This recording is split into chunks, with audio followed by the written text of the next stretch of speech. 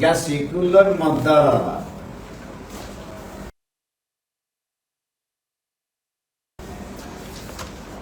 आम्ही भारतीय जनता पक्षाबरोबर यापुढे युती करणार नाही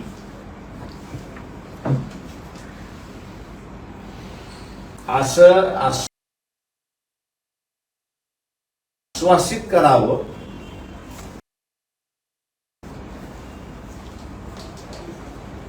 आणि ते घटक शक्य असेल त्या घटक पक्षांना तर त्याचा एक लेखी मसुदा हा युतीच्या वेळेस आपण जाहीर करा. मी जसं म्हटलं की ह्या शेवटच्या मागणीचा इतिहास म्हणजे हेतू हाच आहे की सेक्युलर मतदाराला की शाश्वत वाटलं पाहिजे की माझं मत हे सेक्युलर पार्टीलाच जाईल आणि हा पक्ष सेक्युलरच राहील.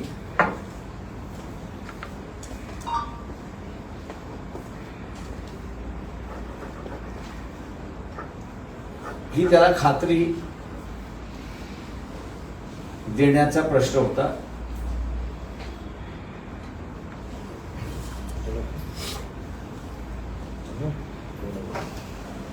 महाराष्ट्र विकास आघाडी काय भूमिका घेते याच्याकडे आम्ही आता वाढतो. आज सकाळीच आपण एक सूचना दिलेली आहे की तुमच्या बोलल्याशिवाय कोणी पदाधिकारी महाविकास आघाडीच्या बैठकीत जाणार नाही. संजय राऊत म्हणतात की बाळासाहेबांच्या म्हणण्याचा गैरअर्थ काढू नका. ते नाही, आम्ही असं कार्यकर्ते उत्साही असतात आणि उत्साही असले की कार्यकर्त्यांमध्येच भांडणं लागतं. तेव्हा आमच्या पक्षामध्ये भांडणं लागू नये आणि आमची डोकेदुखी वाढू नये या दृष्टीने आम्ही आमच्याच कार्यकर्त्याला इश्यू केलेले ते इन्स्ट्रक्शन्स. मला तुम्हाला विचारलं साहेबांनी जातच नाही तसे आहे ना. बरं, युती होते म्हटल्यानंतर अनेक कार्यकर्ते जातात आणि मग त्याच्यानंतर जिल्हा अध्यक्षांचं त्यांचं वादावादी व्हायला सुरुवात होते आणि आम्हाला मिटवण्याचं डोकेदुखी होती ती. विजय वडेट्टीवार म्हणतात की 7 तारखेपर्यंत हे सारं चित्र क्लिअर होणार. मला माहित नाही कारण त्या कालच्या आपणच दिलेल्या न्यूजवरनं काँग्रेस आणि शिवसेना याच्यामध्ये 15 जागेंवरनं वाद आहे. 15 जागेंवरनं वाद आहे आणि शिवसेना आणि एनसीपी यांच्यामध्ये 9 जागेवरनं वाद आहे.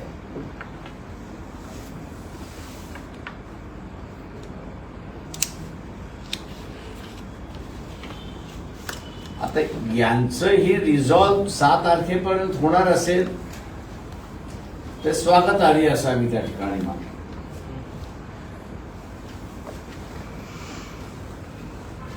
मॅडम आपण म्हटलं होतं स्वतंत्रपणे जर लढलो आपण तर 6 जागा जिंकणार. महाविकास मध्ये आले तर किती जागा मिळतील? महाविकास आघाडीचा मी मागे म्हणालो होतो की एकत्र त्यावेळेसच्या परिस्थितीनुसार आपण 40 जागा जिंकू शकतो असं मी त्यावेळेस म्हणालो होतो. मिनिमम 40 जागा.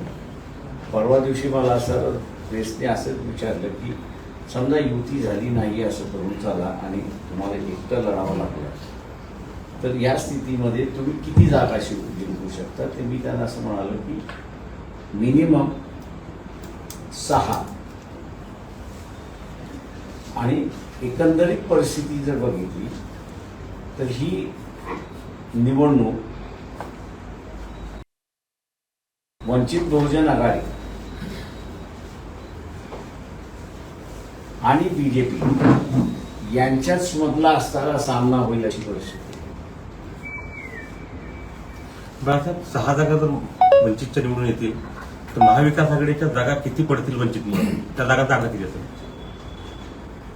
मी आपल्याला जे म्हणालो आहे की आम्ही वेगळे लढलो तर महाराष्ट्रामध्ये वंचित वर्सेस बीजेपी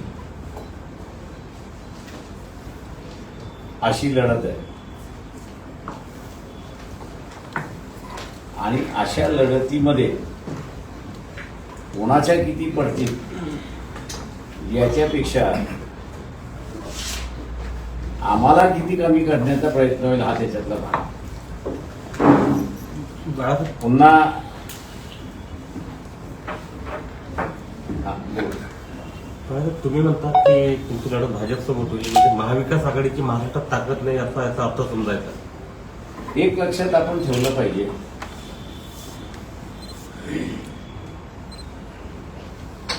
या निवडणुकीच्या अगोदरच्या निवडणुकीपर्यंत शिवसेना आणि बीजेपी यांची युती, तेव्हा बीजेपी 23 जागांवरती लढत होती आणि उरलेल्या जागांवरती गेले 20 वर्ष ते लढलेले नाही.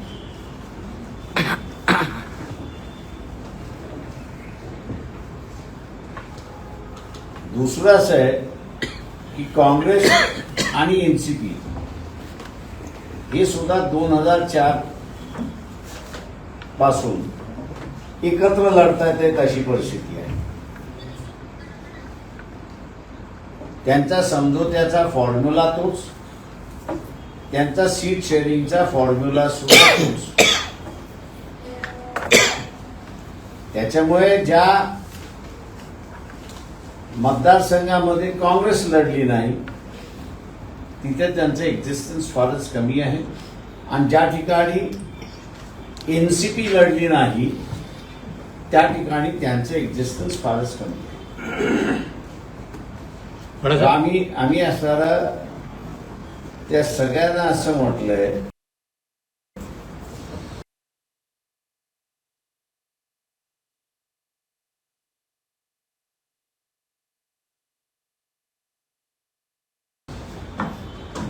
ही रियालिटी लक्षात घेऊन तुम्ही आपसातलं सेटलमेंट करा.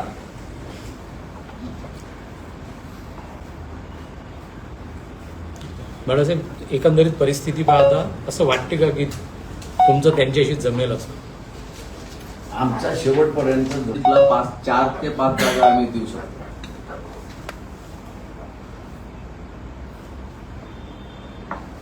अजून आम्हाला कळवण्यात आलेलं नाही. माझ्या बाजूलाच असणाऱ्या डॉक्टर धैर्यवान कोणकर बसलेले तिथे वाटाघाटी चालतात आणि त्यांच्यामुळे संपर्कात आहे. या पत्रकार परिषदेला येण्याच्या अगोदरच मी असं विचारलं होतं तिकडनं काही निरोप आलेला आहे का, त्यांनी असं म्हटलंय मला काहीही निरोप आलेला नाही. बाळासाहेब, जवळपास 3 ते 4 बैठका झाल्या, तुमचे प्रतिनिधी एका बैठकीला आपण दोन बैठका झाल्या, तर 3 झाल्या. 3 झालं. तर बाळासाहेब, वंचित महाविकास आघाडीचा घटक आहे की नाही आहे हा संभ्रम अद्यापही आहे महाराष्ट्राला, तर तुम्ही काय सांगाल? तो संभ्रम आम्हालाही आहे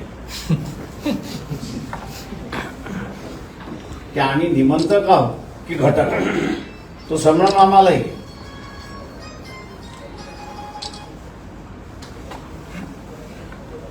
सेक्युलर मताचा बाळासाहेब अजूनही विश्वास बसत नाही, ही गोष्ट महत्वाची आहे. सेक्युलर वोटर विश्वास बसत नाही जोपर्यंत तुम्ही. मी म्हणूनच म्हणालो की सेक्युलर मतदाराला विश्वासासाठी घेण्यासाठी मला जे पाऊल सुचलं ते आम्ही सांगितलं. याच्यापेक्षा दुसरं पाऊल असू शकतं. बरोबर आहे. बाळासाहेब, अकोल्यात प्रकाश आंबेडकर आहे, नंतर प्राध्यापक राजेंद्र साळुंखे वर्धा आणि चंद्रहार पाटील सांगली, 3 उमेदवार फायनल झाले असतील असं बोललं जाते. त्याचे संकेत स्पष्टपणे तुमच्या पक्षाने दिले, तुमची उमेदवार तुम्ही स्वतः जाहीर केली. ते माझी तर उमेदवारी मी जाहीर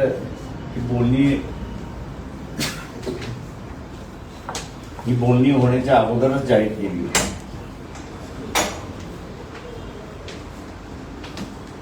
आपण वर्ध्याचं जर म्हणत असाल तर मी ती सगळी क्लिप्स ऐकलेली आहे.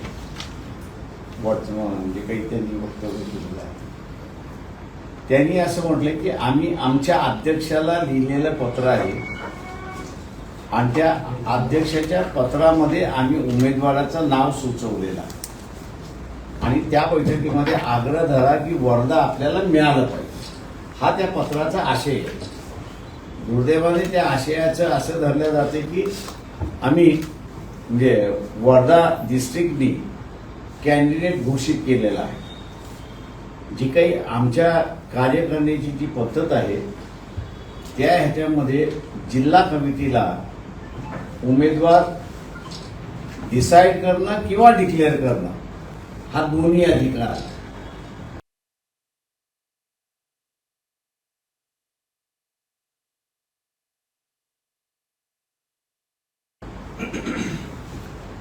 डिसाईड आणि डिक्लेअर हे एकतर पक्षाचे अध्यक्ष ती करतात किंवा त्यांनी नॉमिनेट केलेली कमिटी आहे ती करते.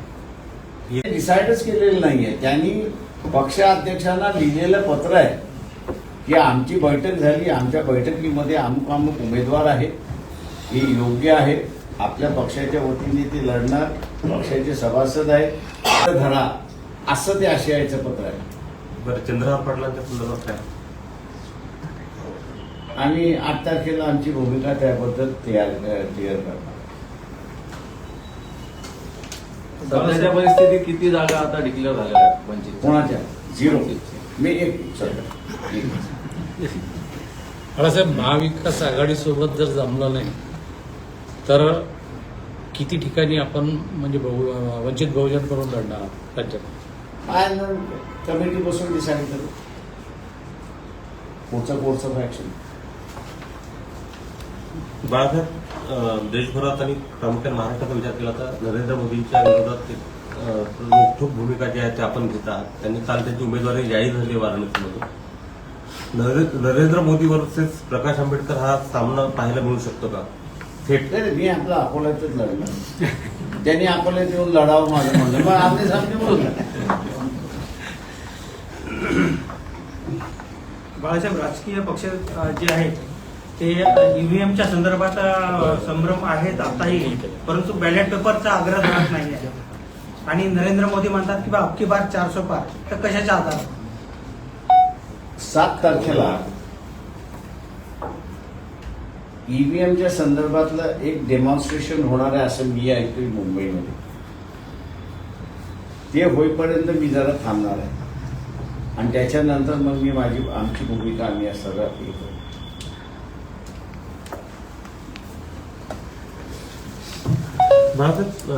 क्लोजर रिपोर्ट जो आहे अजित पवारांच्या त्या केस संदर्भातला तो दाखल करण्याला विरोध केलेला आहे आर्थिक गुन्हे शाखेला ईडीनं.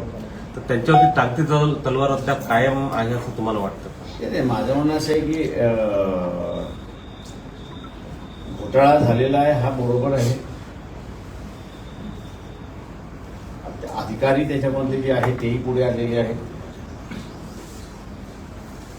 तिथे असं एवढंच फक्त मी नमूद करेन या अधिकाऱ्याच्या दृष्टिकोनातून सत्ता बदल होता कामा नये. पण सत्ता बदल झाला,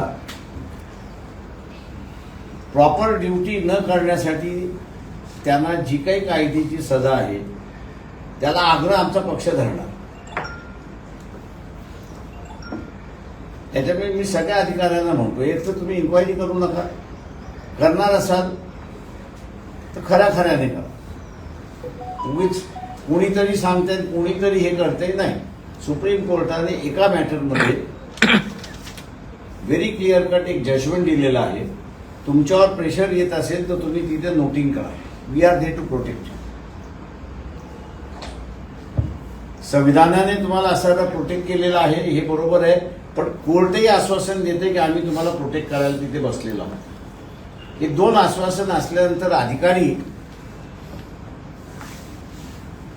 जर त्याच्या ड्युटीची लॉयल नसतील तर he will have to pay the penalty. हे कुठेतरी इंट्रोड्यूस केलं पाहिजे. आणि म्हणून म्हणतो त्या अधिकाऱ्याने आमची सत्ता येऊ नये एवढं फक्त बघावं.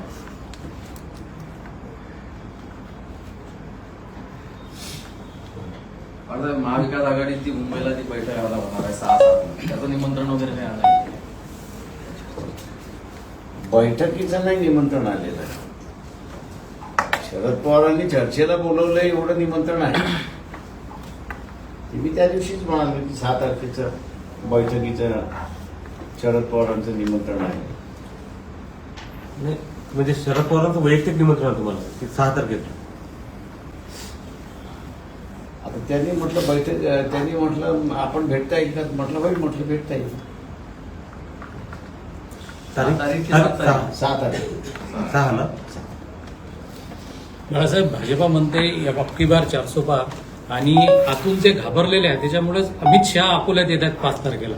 त्याच्या संदर्भात तुमचं काय मत आहे? ते 150 सुद्धा क्रॉस करणार माझा रिपोर्ट. अकोल्याच्या संदर्भात अकोल्यात मी बिहारलाही प्रचाराला गेलो नाही किंवा उत्तर प्रदेशलाही प्रचाराला गेलो नाही. तिथलं 10% मतदान मी इकडनं बसूनच फिरवू शकतो. बाई जाण्याची सुद्धा गरज नाही. पवार साहेबांना कुठे भेटणार तुम्ही? मुंबईला का? ते अजून ठिकाण मला त्यांनी सांगितलेलं नाही.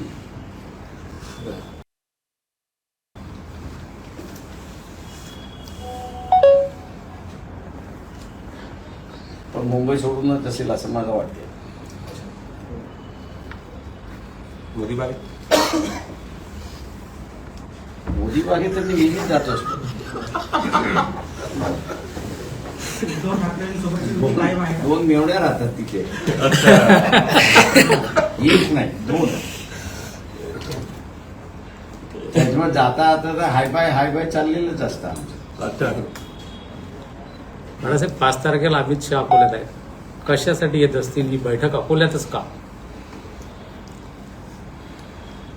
मी त्यांनाच विचारलेलं नाही. तरी तुमचं काही असेल ना मॅडम.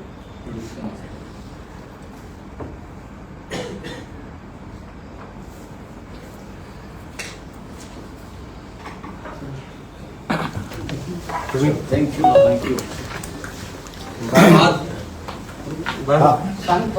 फ्लॅशबॅक मध्ये गेलं तर 19 मध्ये ज्या काही घटनाक्रम जसा होऊ लागला, घडला होता किंवा होत चालला होता, तसा घटनाक्रम आता थोडंसं 24 मध्ये वाटू लागलं. त्यामध्ये त्याचं आउटपुट काय निघेल? मतदार डिसाईड करत असतो आउटपुट काय. आपण फक्त खेळायचं.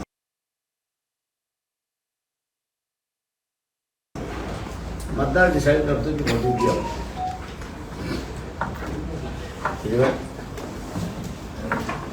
पण आजीबाईचं मतदाराला गृहित धरणं सुरू आहे. कुठून फारच आहे बोला. गृहित धरणं सुरू आहे ना एकदम. मतदाराला गैर धरणं अनेक जणांनी सुरुवात केली. 27 पार्टी जास्त सुरुवात केली. बाळासाहेब, महाविकास आघाडी सोबत जर नाही जुळलं तर फक्त शिवसेना सोबत जुळू शकेल का? काही प्रेडिक्ट करता येते, पण त्यांचं कोणाबरोबर नाही. त्यांचं महाविकास आघाडीचं इंटरनल पटतंय की न पटता हा त्याच्यावरचा अवलंबून आहे. चालूच आहे. त्याच्या डिस्प्यूट फारच आहे. 15 डिस्प्यूट हे म्हटलं तर फारच मोठा फिगर आहे. मित्रांनो काय सल्ला देतो? उद्धव ठाकरेंना काय सल्ला देतो?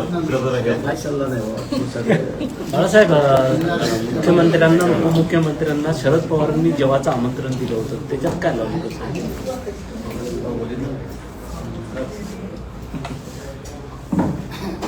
बारामती आपली एक दाखवून दुसरं काय.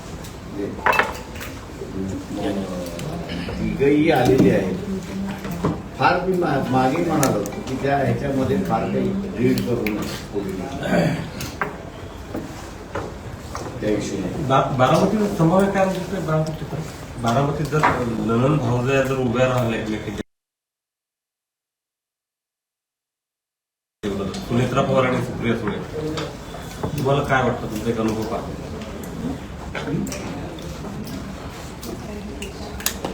एक बघावं लागतं बिफोर कमिंग त्या कन्क्ल्युजनच्या ह्याच्यामध्ये शरद पवारांचा यंगर जनरेशनचा किती. एबीपी माझा, उघडा डोळे बघा नीट.